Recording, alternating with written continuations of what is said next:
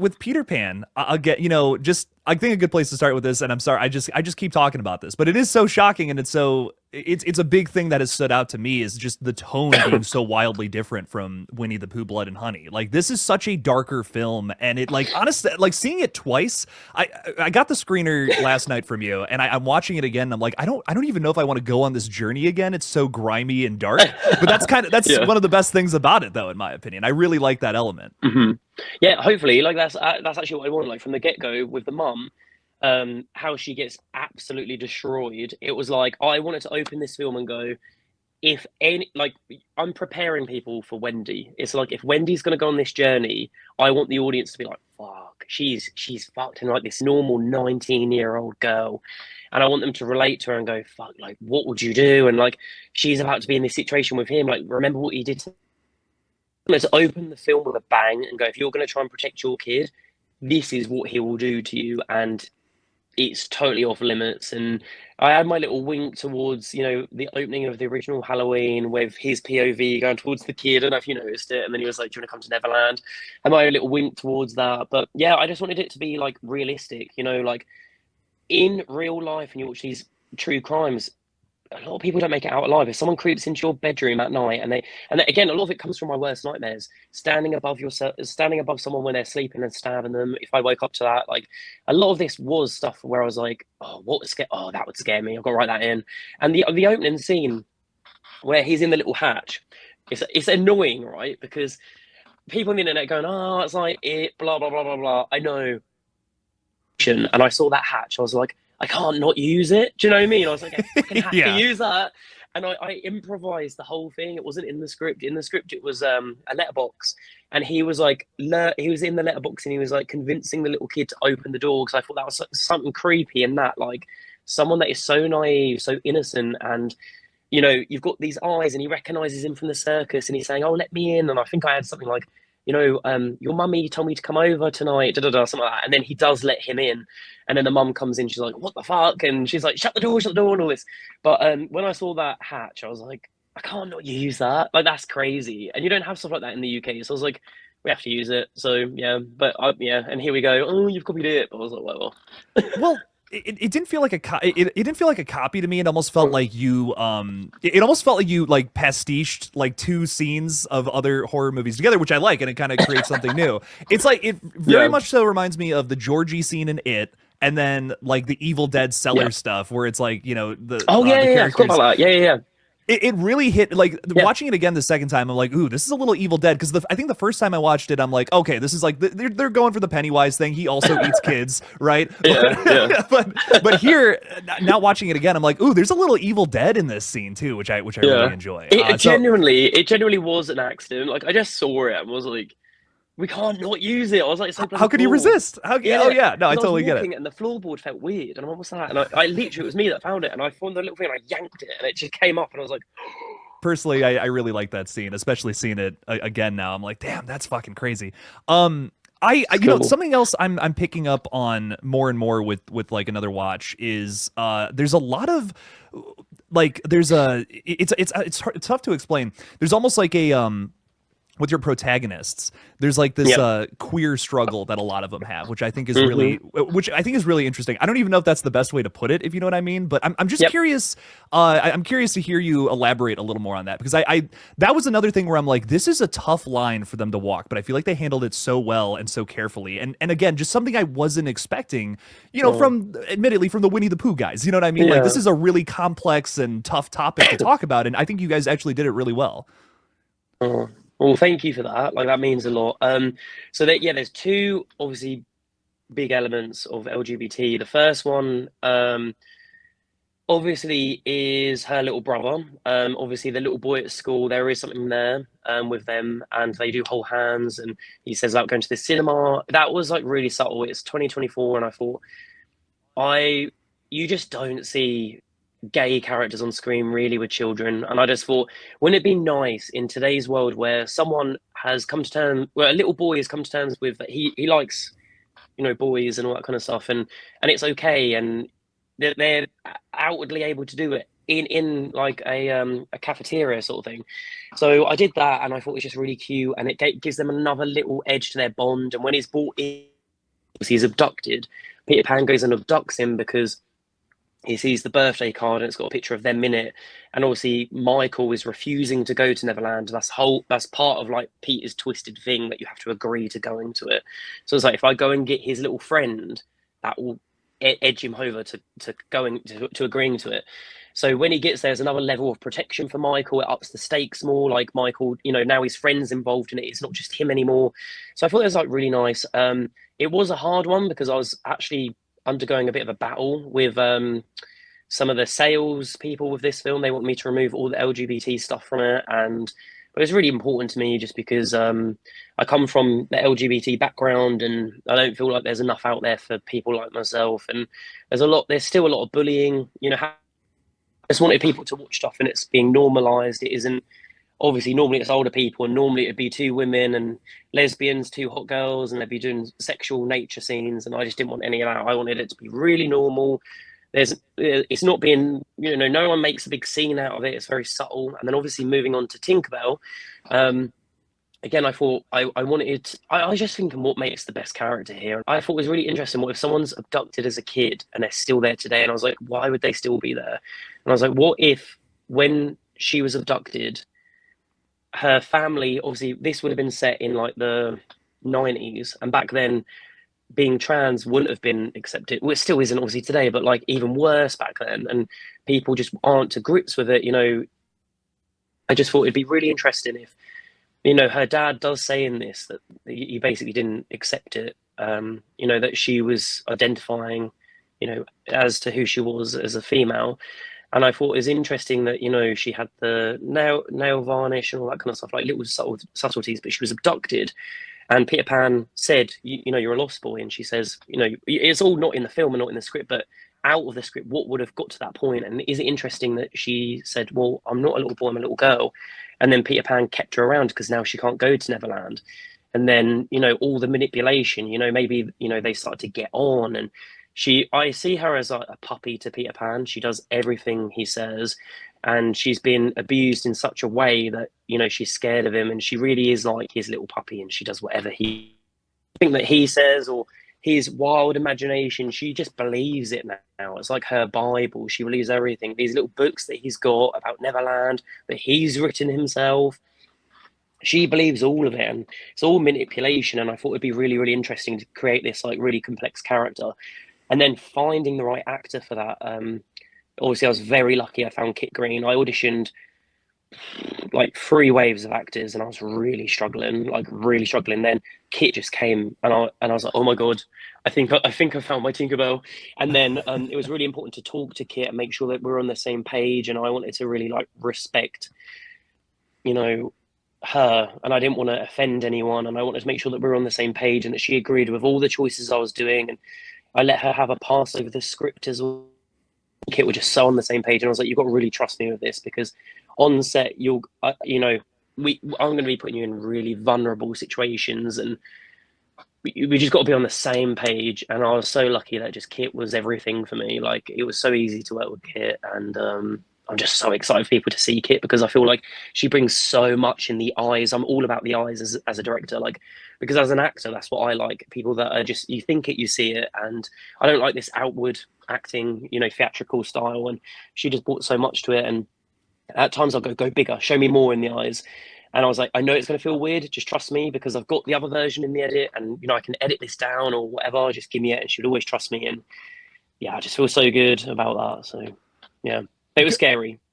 I can imagine. I can imagine that that's a tough thing to get right. You know what I mean? Because I think it's so easy to fall into just doing something, not even on purpose, but just like totally on accident, like not hitting that tone right, and maybe it comes off the wrong way in a horror movie, especially. And you guys, you did it really well. I think when you're approaching like a public domain horror movie, it's easy to just be like, well, let's just have Peter Pan run around, stab people in the throat. But you guys added like this level of complexity to this movie in particular that I really spoke to me, and I just felt like it was really well executed. And I can see you guys challenging yourselves as filmmakers with each new entry more and more, which I really enjoyed about this one. I'm hoping to see that continue in more of the TCU movies.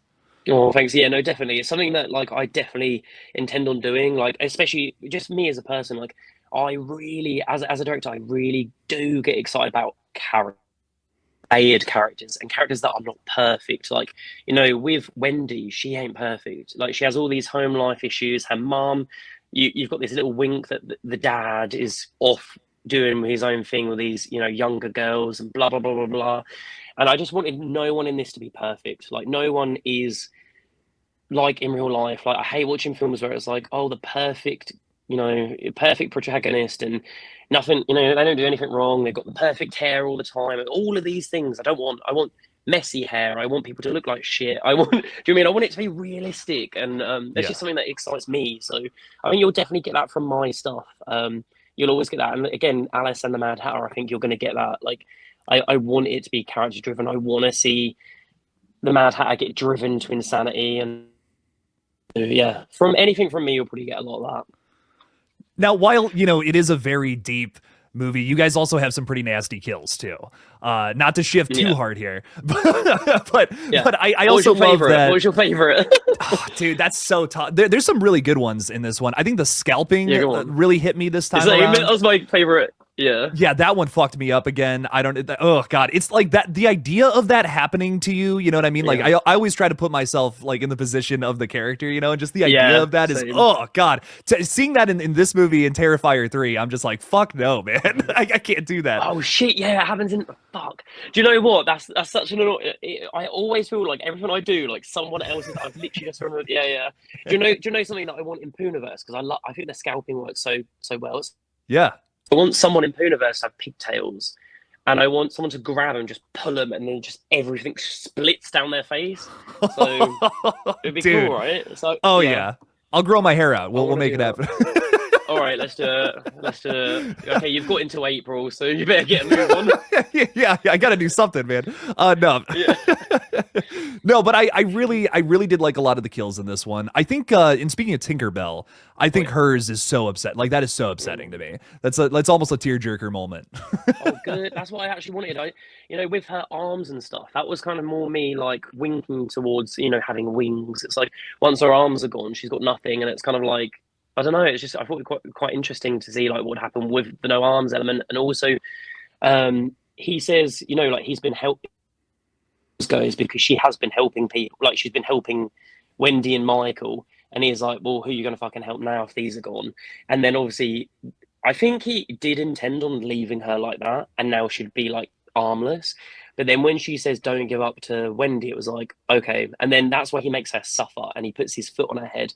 I didn't want her go out to be this really disgusting thing. I wanted it to be more personal. It's like I'm gonna put like how disgusting to basically stomp someone to death, putting your foot on their head and just pushing until it crushes. And I just thought it was really nasty. And I was like, it's a slow thing and it's very, very, very personal. So that's why I felt like she had to go like that. But poor thing. And yeah, the like having her say like I think the last thing she says is something like "don't give up" or something to Wendy, and Yeah, it's just to like Wendy. oh my Yeah. god, that's just it's Yeah. it's so upsetting. And yeah, that third act I think gets so depraved. Like you kind of feel that Yeah. throughout the whole film, but like that third act especially just steps it up again. I personally love movies like that where it's like because I'll watch a film where I feel like it peaks in the middle, you know what I mean, and then like the rest of it I'm kind of like whatever. No, this movie is like it's a steady rise, and I really enjoyed that element. That's what I wanted. I wanted it to be like it's going, and you feel like it's going somewhere. I was so aware that ending, it needs to be like, and especially with Wendy, it needs to be like, right now, a 19-year-old girl up against this lunatic who gets enjoyment out of this. It's a game to him. Do you know what I mean? It's like playing tag. It's like, what can I do next? Or, you know, he's having so much fun. I feel like I think there's a. And I just thought, like, what can I do next? What can I do next? And like, she tries to push his face away, and then he bites her fingers. Fingers get ripped off. It was like it has to keep going. And then even when she gets out of her room, she stands on the glass, and the glass was what her little brother earlier on in the film had knocked over that jar when he was trying to escape out of a window. So that was the glass from her brother, unfortunately. And then she stands up now; she can't walk. And I was like, I've just got to keep going with Wendy. And then obviously when she unfortunately finds Hook, and then you go in there and you see like a bucket, like a shit bucket, and it's got like, you know, it's just disgusting how that poor kid, obviously from the beginning, has been treated for years and years and years, and he's been left in there. And I think there's a lot of like room for the future with Hook. And I didn't want to just go too much with Hook just now. I thought less is more. Like, do you know what I mean? Like, it's more scope for later on. But yeah, it has to be depraved this finale. And I wanted it to be like, if Wendy's gonna survive, she's gonna just survive this, and she will need a lot of hospital time. So yeah, She is she's very put upon in this film, goes through the ringer for sure. That's yeah, another thing I love about horror flicks in general, calling back all the way back to like Texas Chainsaw Massacre, you know what I mean? yeah, Like Sally Hardesty goes through it in that movie. I love when you see something like that. In our interview, same. which we just recorded, but in between the time of posting, it'll be like a month. So people are going to see this Uh-huh. in like a month from now.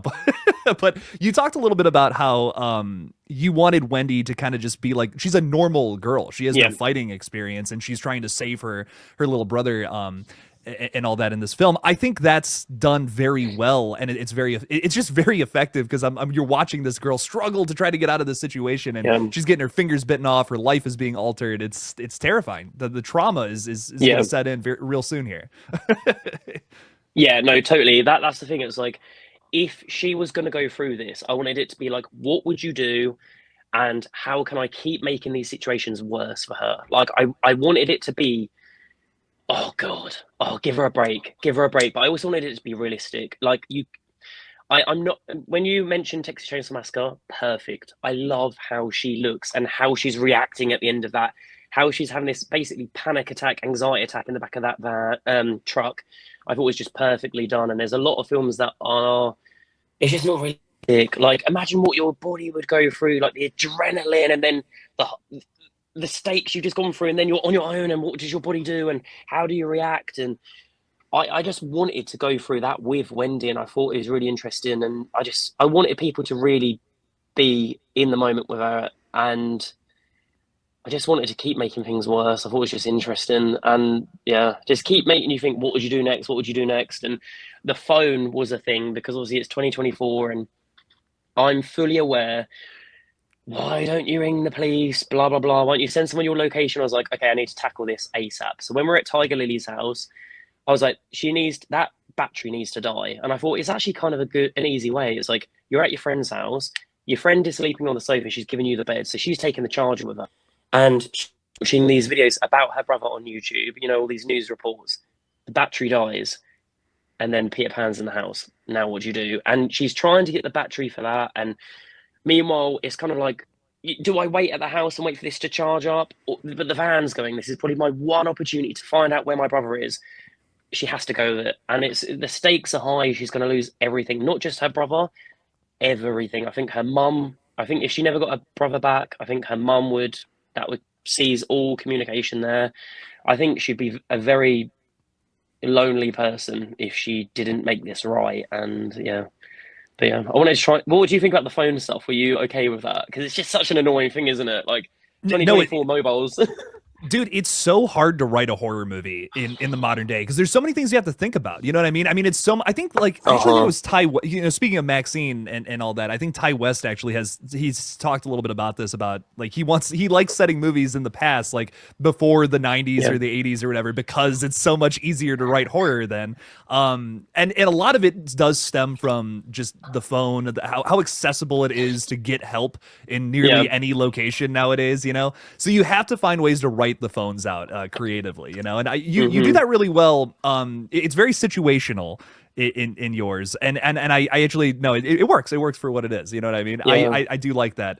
It's just tough. It's just a tough thing to work around. I think when it comes to It's modern so horror flicks. hard because it's like, realistically, in today's world, like, you would just ring the police and they would find your location, or you would WhatsApp someone your location. Um, if you notice, Wendy uses Tiger Lily's car to follow the van, and I purposely gave Tiger Lily this retro car so that she wouldn't have anything to charge her phone with. So I did it all on purpose. Not only that it looked like a cool car, but I was like, let's do this on purpose because she would have nothing in that car to charge this. And I've obviously given Wendy the charger so that when she gets to the house, she can charge it up, and then her little brother can find it. So, but yeah. Yeah, no, it's tough. It's a tough thing to work around. Yeah. The other thing I am really curious to see what Mm. happens is there's a supernatural element to, like, I think all the flicks you've done so far. I think arguably with this one is like, again, I'm not trying to spoil anything, but like is that kind of how you're going to bring Peter Pan back a little bit with like this Neverland concept? Or because I Yeah. know in our interview you were kind of talking about, like, I think the dark answer is the real answer. It's not really a thing. He's just kind of, his psyche is maybe a little more messed up. But do you have, let me ask you this, do you have a clear answer for that? Yeah. No, I actually think Neverland does exist. And I think Okay. that I don't want to say much into because I've got plans for it all, but I actually think it does exist. And I think everything he's been saying is somewhat true. And when she gets that phone call at the end, I think that he is in Neverland. And I just think there's so much to explore if I go down that route. Because we've seen this film now. I don't want to do the same film again for Peter Pan 2 if I'm lucky enough to do Peter Pan 2. I don't want to do the same film again. And I actually feel like the original script me and Matt Leslie had written works perfectly as the sequel because it follows again, I wouldn't follow Wendy and Michael. I think we'd start with someone new. It followed a little kid that was in a coma, and I played a lot with lucid dreaming. And to get into Neverland, you had to lucid dream to get in there. And then in Neverland, there was a circus. And the circus show itself had all the Lost Boys in there. And basically, in real life, they're all in comas. But they're watching the circus show, and it's like draining their life from them. But because it's so entertaining, the kids don't want to leave. It basically it takes all their life force, and then eventually in the coma they do die. So it's up to you to get there in time and get your kid out, basically, because Yeah. they're obsessed with watching it, and I just thought it was quite fun. So yeah, it's gonna be. I think that's where we're gonna a lot more to it than that. But yeah, I think probably Neverland is real, and I thought it just goes down the dark route, and it was like, it isn't in his head. It isn't just the drugs. I think there's something in it, and yeah. So yeah. That's really interesting. I think that makes Peter Pan such like a much more complex villain to have that out there. And that was another thing I just really liked about the movie. It's the idea of, well, wait a minute, is he onto something here? You know what I mean? Like, Yeah. he's crazy. He's doing all this like genuinely chaotic evil shit the entire Yeah. movie, but like there might be something else too. This is a little more complex of a situation, which I really love. I don't know. And another question I have to ask too is, and you can totally strike this from the video if you want, but did you guys reshoot some stuff? Oh no, no, no, yeah. And we took you guys as the only stuff I reshot was the abduction. So the original Yeah. abduction is going to be on the deleted scenes, and in the original abduction, I feel like it would have worked if on the day the extras had turned up, but loads of extras didn't turn up. And what I wanted a blink and you'll.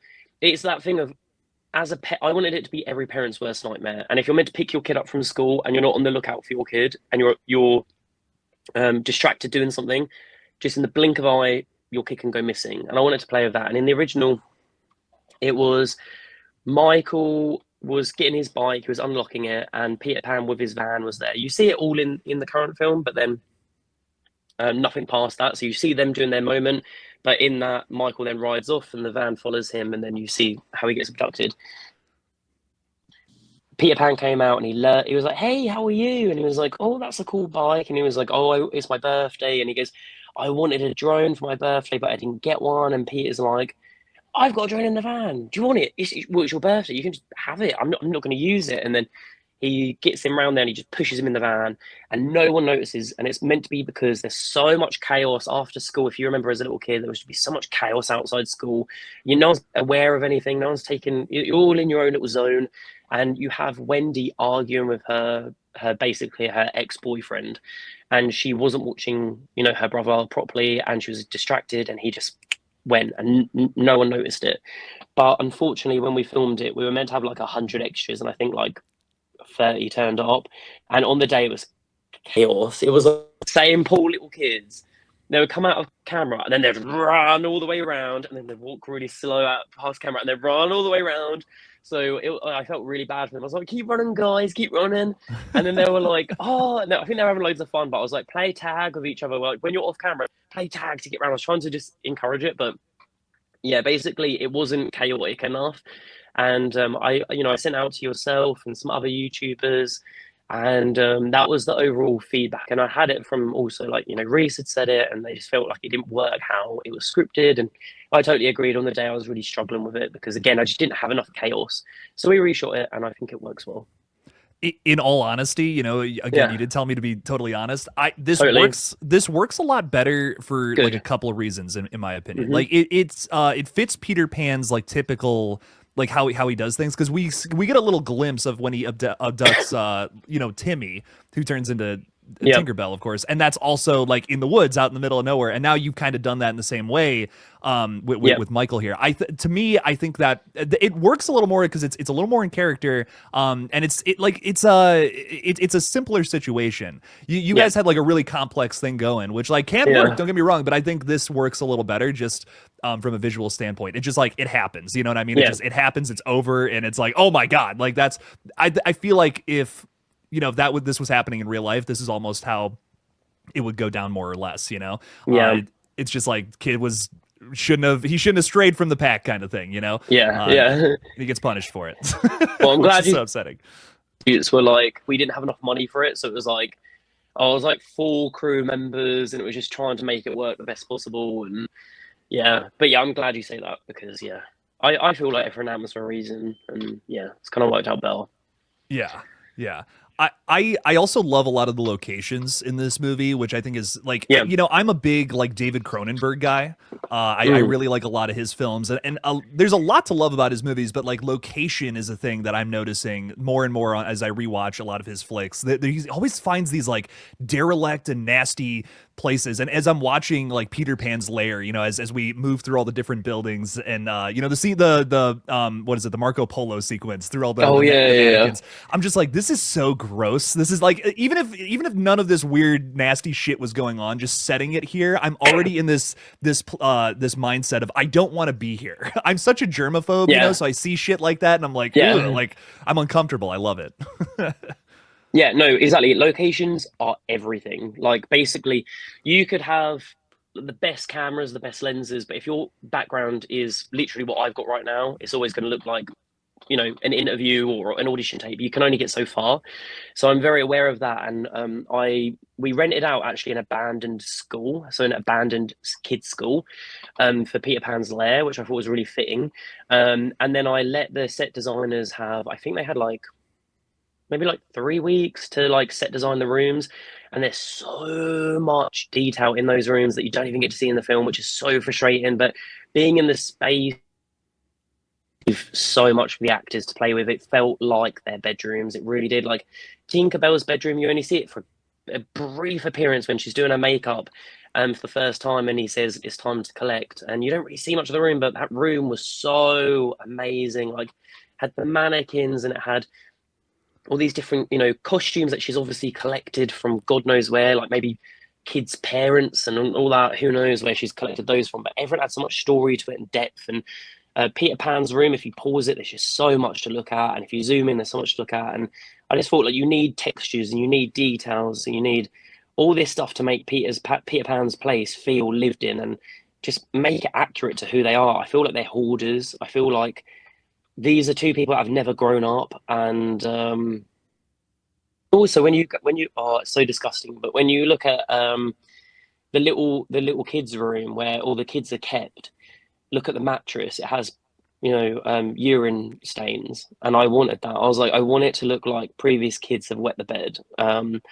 And it is disgusting, it is disturbing, but I wanted it to be like, even if you don't see on camera, I wanted our actor, little Peter, who plays Michael, I wanted him to be in these bed sheets that were disgusting, because I know it would affect him as an actor to be like, oh, I don't want to lay in it. Do you know what I mean? And I wanted Yeah. that because it would affect his performance. And then you've got stuff like in the background of the little kids' room, you've got the mermaid, which is a wink to the mermaid from Peter Pan. And obviously, also, you've got the crocodile on the TV, and I that was so love that. important to me. Yeah, I wanted it to be like, so again, it's subtle, but you've got the TV playing the crocodile footage. Background, you've got a clock, and I try to make the clock subtle, but it's the clock inside the crocodile, and you are basically you're in the belly of something that's going to swallow you. Do you know what I mean? Consume you any minute. And I wanted the the crocodile to symbolize at any point this man who's facing you and always in the, Peter Pan, and in the background of his shot, you've always got this crocodile attacking. And at any point he will attack, he can just switch like that. And it was like, it's like a waiting game in the clock. It's like a ticking time bomb. It's like, you need to get out of this room. You need to, like, he's screwed the longer he stays there. And that was my wink towards the crocodile. I know some people wanted an actual crocodile in this film. I don't think it suits this film. And I don't think we had enough money for the VFX. So it looked like trash. So I think we'll leave that for a bigger budget and a bet, all that kind of stuff. But, it could come in the future. But I think for this film, important to just, do it the best that I could and for it to fit. And I thought it was quite so intimidating that Peter Pan literally leaves on loop crocodile attacking and eating animals. And it's like, again, it's another manipulation tactic. It's like, I'm going to make this kid feel constantly terrified. Do you know what I mean? I'm just going to leave him in this room when I'm not in there. We'll lock the door and just leave this TV playing that. And it's like, he's just full of manipulation, Peter Pan. And I think it's quite fun. Yeah, yeah. No, I liked, I liked how subtle that was. Had a VFX or CGI crocodile come on screen. It's like, okay, they're doing that from Peter Pan. Trash. Yeah. But there's a lot of subtleties like that, though. That's why I wanted to put that question in the interview about like what was the process of going through that story and trying to find all those things to place in here. And it's done well in Easter eggs that I don't feel like are super like in your face and being like, hey, remember that from this? You know what I mean? I see so many movies like that. It's a big thing I talk about on my channel is I'm like, every requel is just like pointing the finger at like, hey, remember this, hey, remember that. You guys use it to push your own new story here, and it's not just something that's like totally in your face. Captain Hook, for instance, how you utilize that. Like that could have been like a big, like I almost could have seen you guys doing something where it's like Peter Pan's the bad guy now, Captain Hook's the good guy or something that you're following. But no, you guys utilize it in a totally unique way that ends up just kind of being like something that brings back for the third act, which I really liked it. It's subtle. It's not too much of pointing the finger and saying, you guys know this from the story or whatever. And I enjoyed it. It's subtle. It's good. It's creepy. Yeah. Well, so there's a deleted scene at the beginning where, in the opening, the little boy and his mum. So you meet them when they're at home. You see the mum and she's sewing this thing, and it was in the back room where the little boy ends up hiding by the door with the phone. And it was just kind of to establish that room. But in that room, it does say Roxanne Hook. And it was just meant to be that her surname was Hook. And that was where that came from. And obviously, as he was a little boy, he probably never agreed to going to Neverland. And because he wouldn't accept going there, Peter Pan's gone, right, like, you're one of the naughty kids. So you will forever be down there until you say yes. Do you know what I mean? And just for years, it's just like no sunlight, hence his skin going all fucked. And obviously the hook on his arm, it's probably been a torture method. Do you know what I mean? Like, I wanted it to be like shit. Like I wanted things to explain themselves. If Michael hadn't ever have accepted going to Neverland, that probably would have been him. And if he did go to Neverland, we know what would have happened there. And there was a lot of like subtle things I want to get in there, and especially with the shadows. Like, I know I mentioned it in the other interview we did, but like the shadows were so important. Like as soon as Wendy and her mum answer that phone call for the first time, I wanted shadows of like jail cells across their face. And I wanted to keep using shadows throughout the film. And you will notice it. If you really look at it, you can notice a lot of what I've done, but again, subtle. I wanted to like play into like the original, thing with Peter and his shadow. Again, there was only so far I could go with that in this story, I felt, because obviously he only sees the shadow doing stuff when he's on drugs. I didn't want him to be on hard drugs throughout the whole film because I needed the story to move forward. And if someone was on hard drugs the whole time, he'd probably just be laying on the ground out of it. So I needed to be careful with that. But obviously with pixie dust as well, like I wanted to bring that into it. And I was like, what a better way than, again, more manipulation. He's got her hooked on heroin and she thinks it's this magic dust that will one day allow her to fly if she uses enough of it. And the only way she'll get access to using more of it is by being a good girl. Do you know what I mean? So it's like, it's just so much manipulation. And I wanted people to really feel bad for her and hate him as the layers unravel for her.